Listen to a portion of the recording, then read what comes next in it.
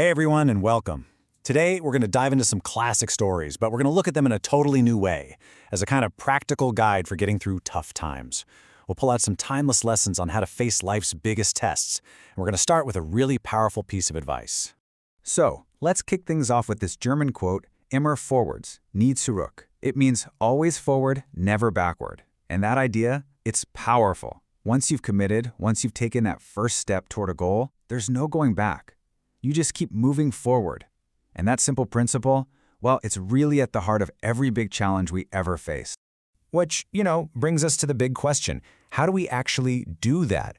When we're up against it, in those moments that define us, how do we find the strength to keep moving forward?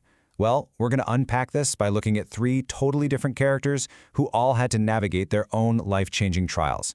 Their stories, you'll see, give us a kind of roadmap for our own lives. Okay, our first stop is a test of pure, unshakable faith. I want you to meet a farmer named Lencho. He's a simple man and his whole life depends on the land and the weather. But what happens when that very same nature turns on him? He's faced with absolute devastation, a moment that will push his faith to its absolute limit. So here's how it all goes down. First, this monster hailstorm just completely flattens his cornfield. He has nothing left. So in this incredible act of faith, he sits down and writes a letter to God, asking for 100 pesos. The local postmaster finds the letter and is so moved that he collects 70 pesos from his co-workers and sends it to Lencho. But here's the kicker.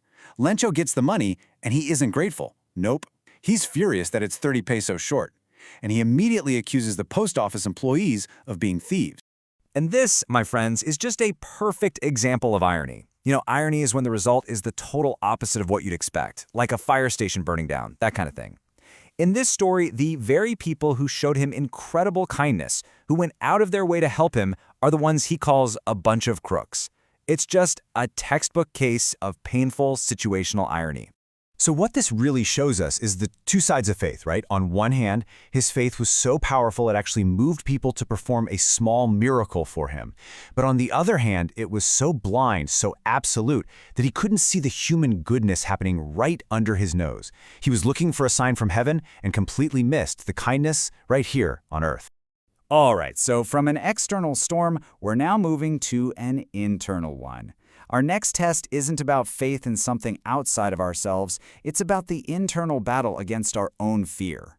We're going to look at two stories about that terrifying but totally liberating moment of taking flight. First up, let's meet this young seagull who is literally paralyzed by fear on the edge of a cliff. And talk about a stark choice, right? On one side, you've got everything he wants and needs, the freedom of the sky, the ability to hunt, rejoining his family. And on the other side, his reality, starving, all alone, basically a prisoner of his own fear. His wings work just fine, but it's his mind that's keeping him trapped. So what finally gets him to jump? What pushes him over the edge? It wasn't a pep talk, not threats from his parents. It was hunger. A deep, primal need he just couldn't ignore anymore.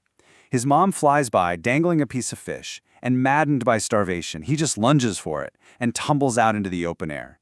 And in that split second of desperation, his instincts just took over. He flapped his wings and he was flying. He had to fall to realize he could soar. Now hold on, because our second story of courage is just as intense, but a whole lot more mysterious. We've got a pilot flying his old Dakota plane, and he gets swallowed up by this gigantic black storm cloud. His compass is just spinning wildly, his radio's dead, he's totally blind, totally lost. And then, out of the darkness, another plane just appears. A black airplane, no lights on its wings, and the pilot inside signals for him to follow. So he does. He follows this strange, silent guide and manages to land safely. But here's where it gets weird. He asks the woman in the control tower about the other pilot who helped him, and she just looks at him, confused, and says, "No other plane was flying tonight." So what was it? A ghost? A hallucination brought on by the stress? Or was it his own courage, his own will to survive, showing up as a guide?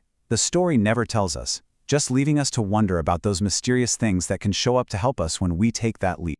And for our final test, we're tackling maybe the biggest one of all, the lifelong fight for freedom itself. And for this, we turn to the incredible journey of Nelson Mandela, a man whose entire life was a testament to enduring and overcoming oppression on a massive scale. What's so fascinating about Mandela's story is seeing how his own definition of freedom changed over his lifetime. As a little boy, freedom was simple, right? It was just being able to run around in the fields. As a young man, it became more personal, the freedom to earn a living, to have a family. But then, something shifted. He realized his own personal freedom was meaningless if his people weren't free. His purpose grew from something small and personal into a huge collective cause. And it was through that incredible struggle that he really figured out what courage means. He said he learned it from watching his friends and comrades endure unbelievable hardship without breaking. For him, courage wasn't the absence of fear. He said, "The brave man is not he who does not feel afraid, but he who conquers that fear." It's not about not having fear, it's about acting in spite of it. But here's what's truly mind-blowing. His vision went even further than that. He understood that you can't have freedom for some and not for others. Think about this quote for a second. He's saying the oppressor is also in a prison of prejudice, of hatred. So to get to true freedom, everyone has to be liberated, both the person in chains and the person who put them there.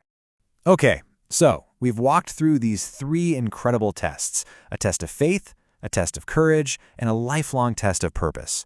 What's the takeaway for us? How do all these stories come together and give us a guide for our own journey? Let's just break it down one more time. First, you have Lencho, whose story shows us the amazing power of faith, but it also warns us not to let that faith blind us to the good that's right in front of us. Then there's the young seagull, who proves that courage isn't about being fearless, it's about taking that leap even when you're terrified. And finally, Nelson Mandela teaches us that our greatest power, our greatest courage, comes when we find a purpose that's way bigger than ourselves. So when it comes down to it, facing our own great tests seems to be about this powerful combination of all 3. We need faith, whether that's in God, in other people, or just in ourselves. We need the courage to take that first, terrifying leap into the unknown. And we find the deepest well of strength when we're driven by a purpose that helps not just us, but others too. And that really is the whole point, isn't it? These aren't just old stories. They're mirrors.